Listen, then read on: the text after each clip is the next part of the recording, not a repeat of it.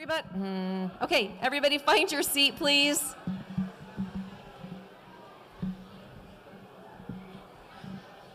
We're going to go ahead and get started with the student showcase part of our evening. Thank you so much for showing up tonight. We appreciate all of your bidding in the gym, and we look forward to seeing who got what. And we just really appreciate your willingness to help us out tonight with this fundraiser. So once we start the program, we're just going to keep going, just one person after another or group after another. What you're going to see tonight are the pieces that the junior senior high took to their fine arts competition and that the elementary is going to take to their fine arts competition. And then we have our lower elementary that's going to also bless us with some songs. So we're just super thankful for the students and their hard work. And they did so amazing. Some of you saw the art and all of the awards that they got. We also got awards in music this year and speech, and we don't have enough time tonight to do all of the pieces that all of the kids did, so you're just even getting just a little snippet of what they did, but we're so thankful that they worked hard and they came out really well, so we're so grateful for that. Let's go ahead and open in prayer, and then we'll get started. Lord, I thank you so much for tonight. I thank you for Shawnee Mission Christian School. I thank you for Olivet Baptist Church. Lord, I praise you so much for these families that are here that you've brought to our school to support, but that we are supporting each other, Lord. I just pray now that you'll be with the students, calm their nerves, and just help them to do their best and represent you well. And we thank you for it in your name. Amen. Just before the high school choir can start coming up if they want to, but when the lower elementary choir finishes the K through 3, they're going to come back and sit with you. So if you would stand up and wave at them so that not the high schoolers. I mean, you can wave at them too if you want to, but the K through 3 is gonna come sit with you.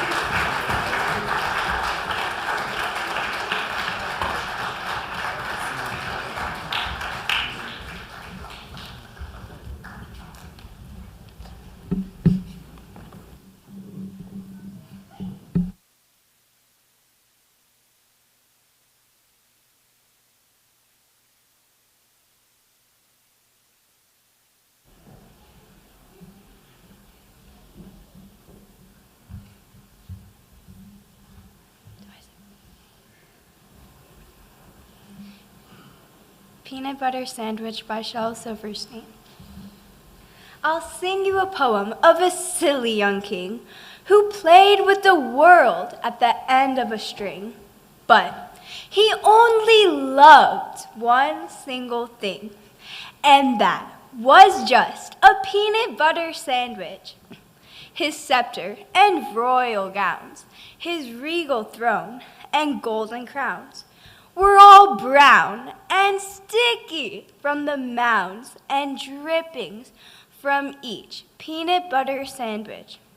His subjects all were silly fools, for the king had passed a royal rule that all that they could learn in school was just how to make a peanut butter sandwich. He would not eat his sovereign steak. He scorned his soup and kingly cake, and told his courtly cook to make an extra sticky peanut butter sandwich.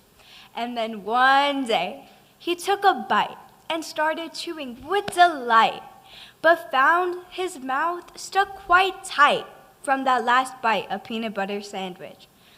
His brother pulled, his sister pried, the wizard pushed, his mother cried. My boy's committed suicide from eating his last peanut butter sandwich. The dentist came and the royal doc. The royal plumber banged and knocked, but still those jaws stayed tightly locked. Oh, blast that peanut butter sandwich. The carpenter, he tried with pliers. The telephone man, he tried with wires. The firemen, they tried with fire, but still couldn't melt that peanut butter sandwich. With ropes and pulleys, drills and coils, with steam and lubricating oil, for 20 years of tears and toil, they fought against that awful peanut butter sandwich. Then all his royal subjects came and hooked his jaws with grappling chains and pulled both ways with might and main against that stubborn peanut butter sandwich. Each man and woman, girl and boy, put down their plows and pots and toys and pulled until crack. Oh joy, they broke right through that peanut butter sandwich. A puff of dust, a screech, a squeak. The king's jaws opened with a creak. And then, in a voice so faint and so weak, the first words they heard him speak were, how about a peanut butter sandwich?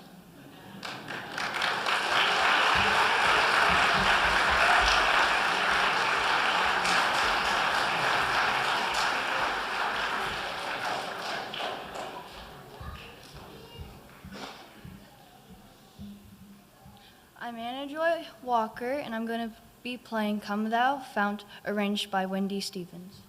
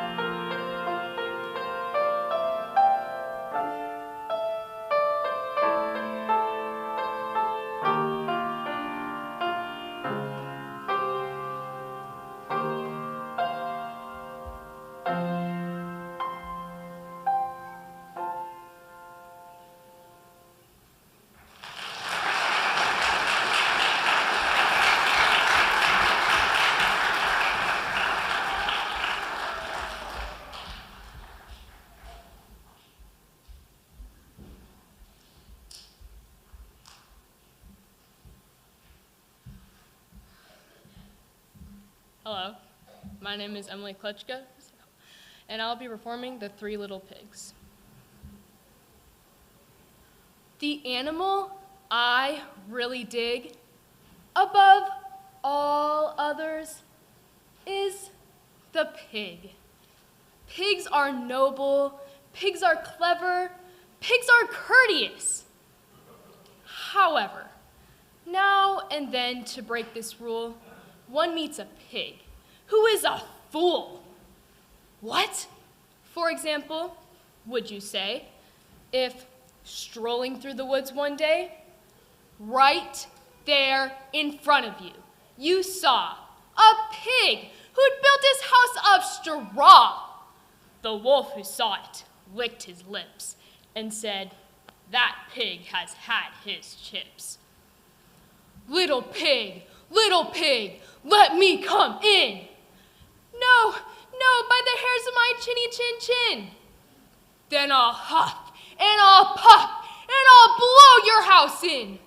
The little pig began to pray, but Wolfie blew his house away. He shouted, "Bacon, pork, and ham! Oh, what a lucky wolf I am." And though he ate the pig quite fast, he carefully kept the tail till last. Wolf wandered on, a trifle bloated. Surprise, surprise, for soon he noted another little house for pigs, and this one had been built of twigs. Little pig, let me come in." No, by the hairs of my chinny chin chin." "Then I'll huff and I'll puff and I'll blow your house in." The wolf said, "Okay, here we go." He then began to blow and blow. The little pig began to squeal. He cried, "Oh, wolf, you've had one meal. Why can't we talk and make a deal?" The wolf replied, "Not on yourn, Nelly." And soon the pig was in his belly. "Two juicy little pigs," Wolf cried. "But still, I'm not quite satisfied. I know how full my tummy's bulging, but oh, how I adore indulging." So, creeping quietly as a mouse, the wolf approached another house, a house which also had inside a little piggy trying to hide. "You'll not get me," the piggy cried. "I'll blow you down," the wolf replied. "You'll need," pig said, "a lot of puff, and I don't think you've got enough." Wolf huffed and puffed and blew and blew. The house stayed up, as good as new. "If I can't blow it down," Wolf said, "I'll have to blow it up instead. I'll come back in the dead of night and blow it up with dynamite." Pig cried, "You brute, I might have known." Then picking up the telephone, he dialed as quickly as he could the number of Red Riding Hood. "Hello?" she said. "Who's speaking? Who?" "Oh, hello, Piggy. How do you do?" Pig cried, "I need your help, Miss Hood. Oh, help me, please. Do you think you could?" "I'll try, of course," Miss Hood replied. "What's on your mind?" "A wolf!" Pig cried. "I know you've dealt with wolves before, and now I've got one at my door." "My darling pig," she said, "my sweet, that's something really up my street.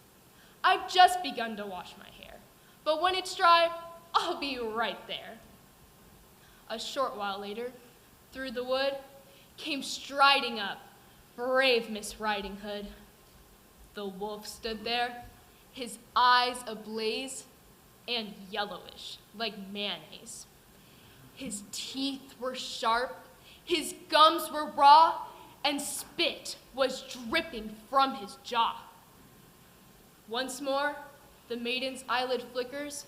She draws the pistol from her knickers. Once more, she hits the vital spot and kills him with a single shot. Pig, peeping through the window, stood and yelled, "Well done, Miss Riding Hood!" Ah, Piglet, you must never trust young ladies from the upper crust.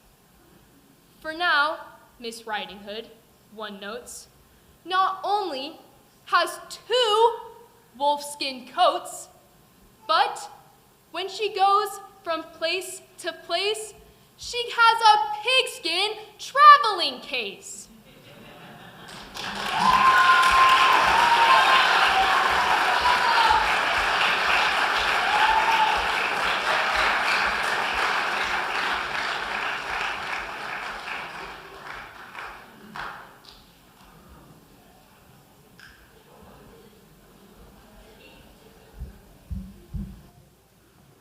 Kindergarten through 3rd grade is going to perform 2 songs from their Heroes of Faith musical that they're going to be performing on May 24th. So you should definitely come back for that.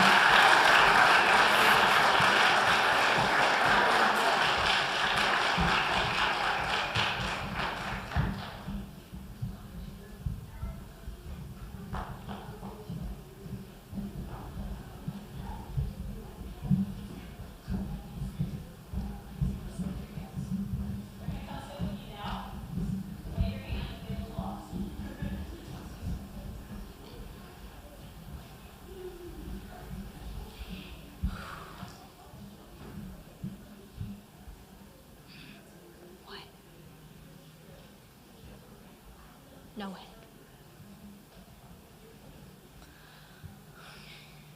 Do I start now? Hi, my name is Nick Thomas, and I will be performing the TK by Ken Bradbury. Okay, rule number 1. When your mother is a teacher, don't tell anybody. Of course, this never works because the whole school will find out as soon as they hear your last name. But at least for the first few minutes of school, every year, you're a free man.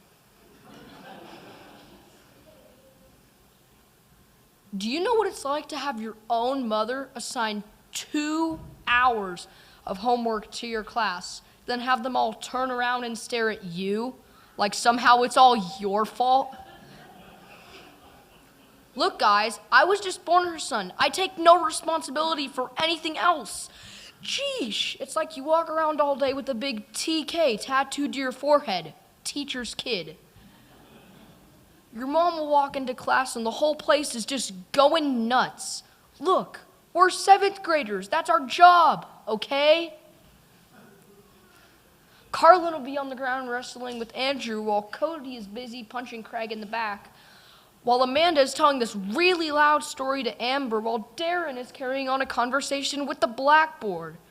Book bags are being kicked around the class, hitting poor Adam in the back of the head, which causes him to fall into Chelsea's lap, while the whole class laughs about how they must be in love.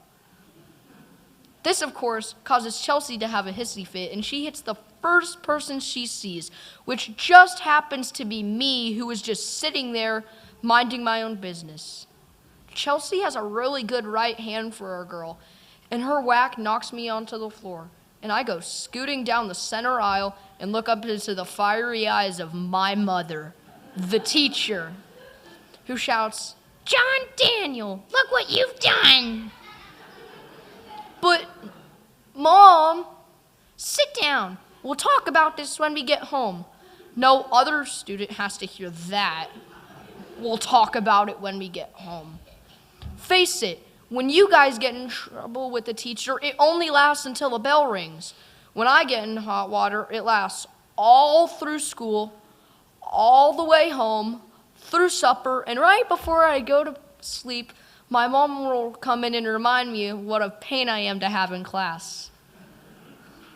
All of your mothers come in at night and say, "Good night, sweetheart. Sweet dreams. Don't let the bed bugs bite." When you have a mom for a teacher, all you get is, "Son, I'm really disappointed in you. Have a nice night. Sheesh."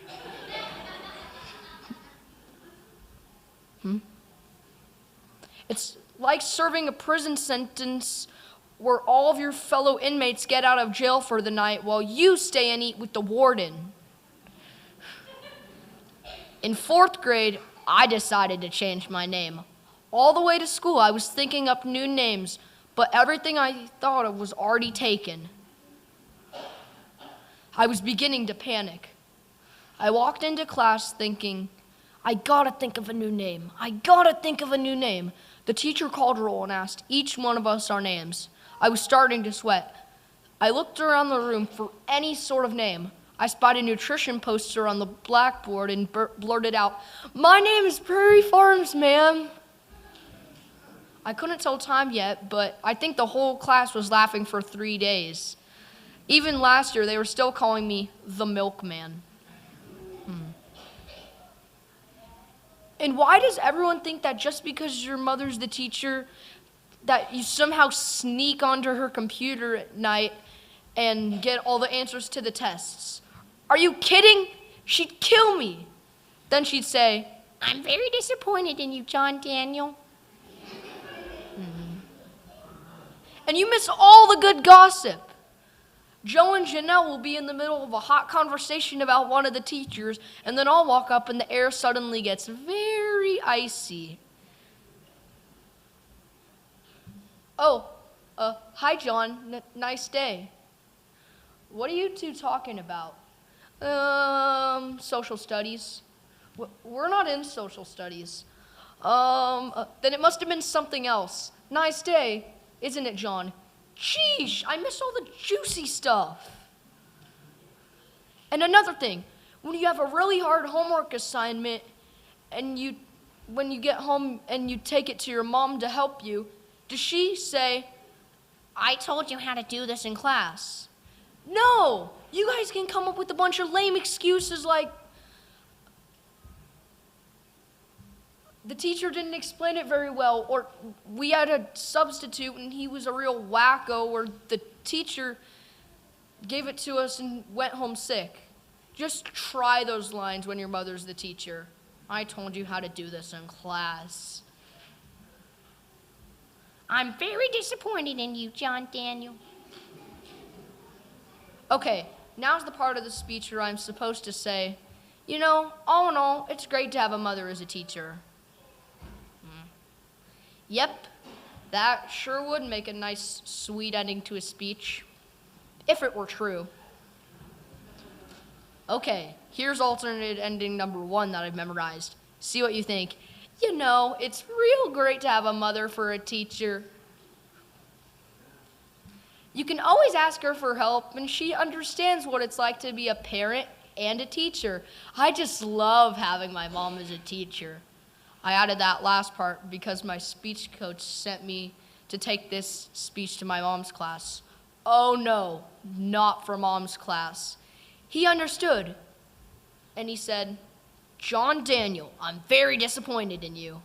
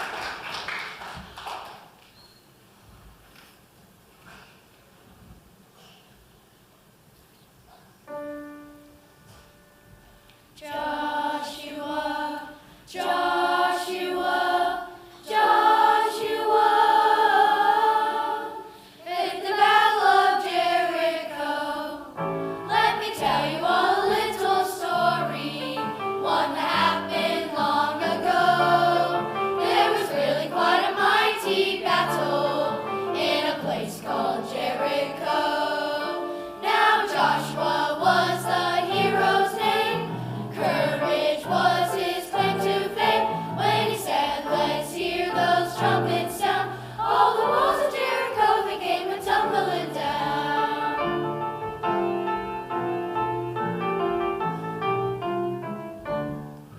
Oh, Joshua in the battle of Jericho, Jericho, Jericho. Joshua in the battle of Jericho, and the walls came tumbling down.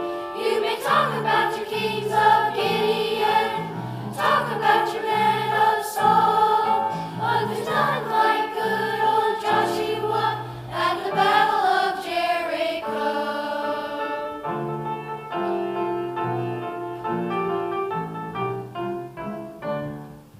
Oh, Joshua, the battle of Jericho, won the Herod long ago. Jericho, Joshua, the mighty Jericho, and the walls came tumbling down. Now we talk about your kings of Gideon, talk about your men of Saul, but he's not like good old Joshua at the battle of Jericho. Jericho, Jericho, Jericho, and the walls came tumbling down.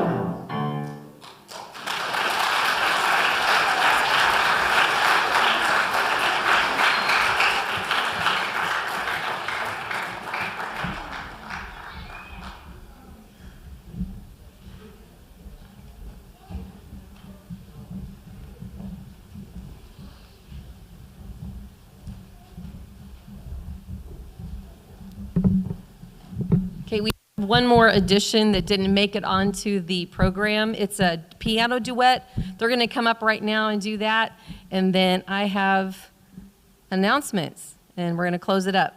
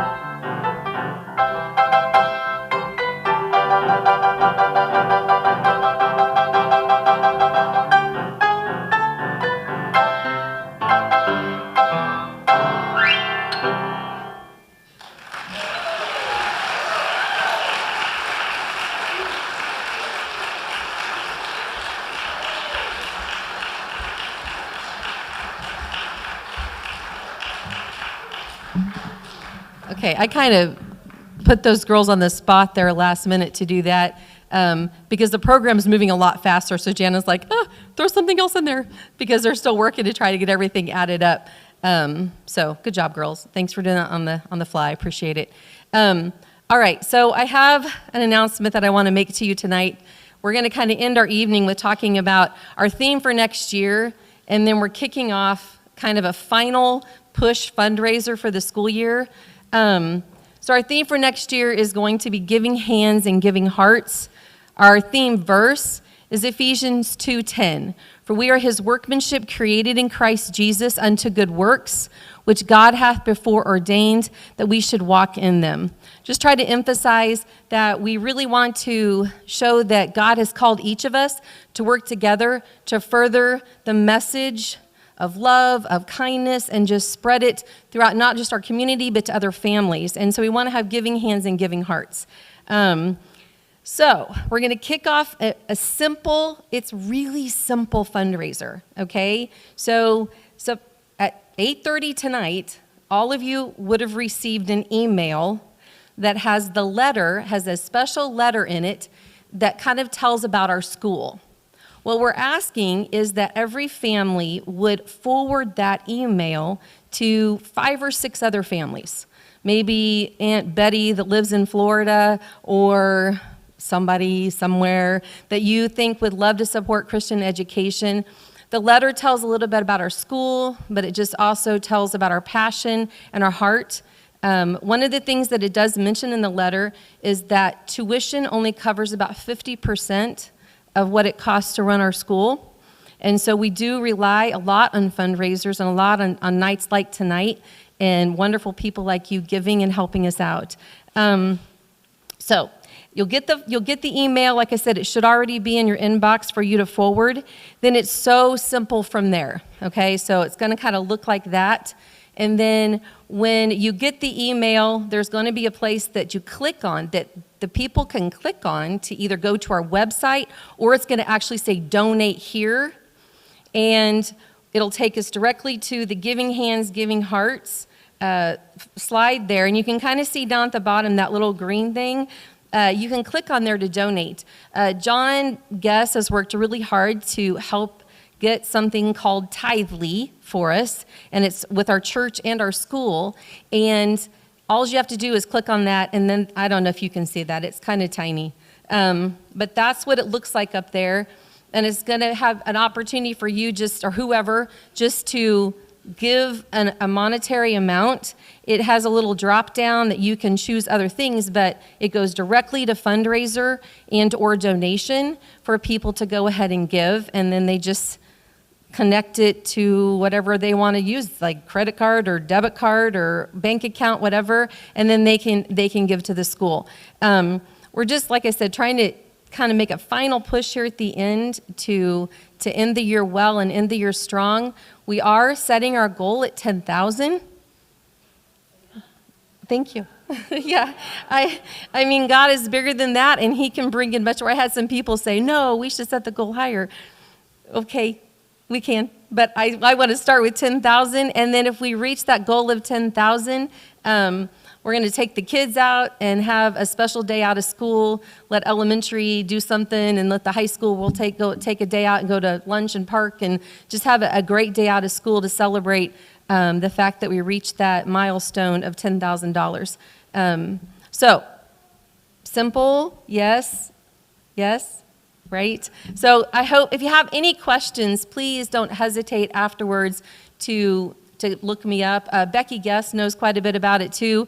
Jana is going to be swamped with what's going on in there, but Becky and I, for sure, you can kind of look at us or look us up and talk to us about it if you have any thoughts or questions about it. We are still really early. So the elementary can sing their theme song. Becky went to check to see if Jana's ready for us or not. We're doing good. That's good. Okay, elementary, sing your theme song. That works. They can come up if you want them to come up. Let's do this, and then we'll get you out of here.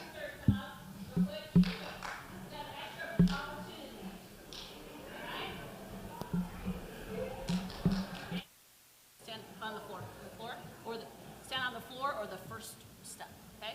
And 4 through 6, let's stand and file back up. All right. Quickly. Okay, you guys need to scoot down. Everybody step down, step down, one more. All the way down. We're just gonna have the 2 rows, the floor and the first step. Step down, step down, step down. Okay. Step down, all the way down. Down. The other kids are coming in behind you. Come in. Okay. Okay.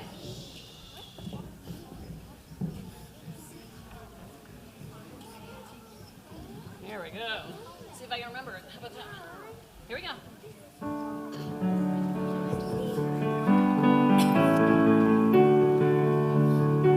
Why don't somebody go behind? Ready?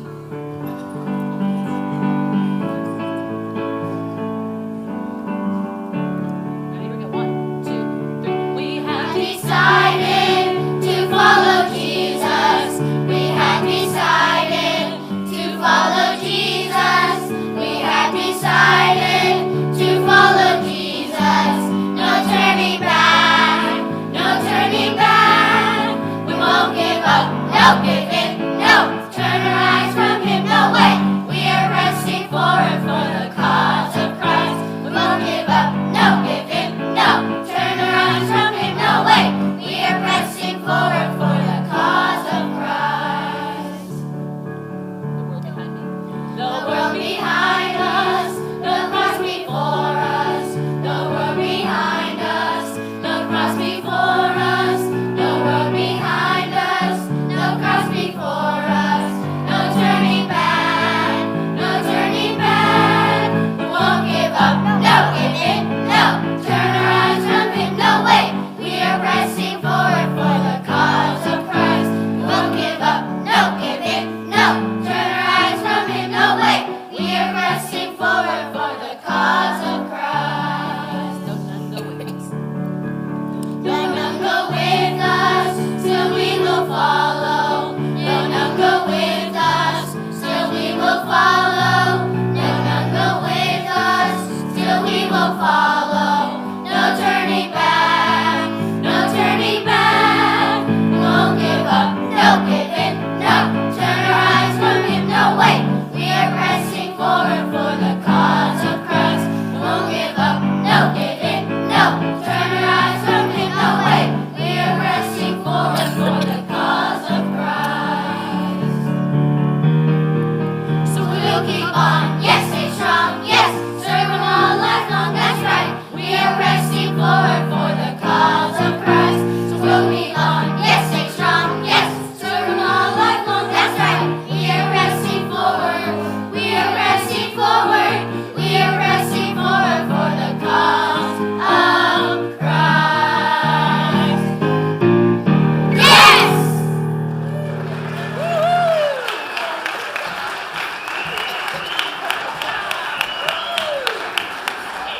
Go back to your parents. Go back to your parents.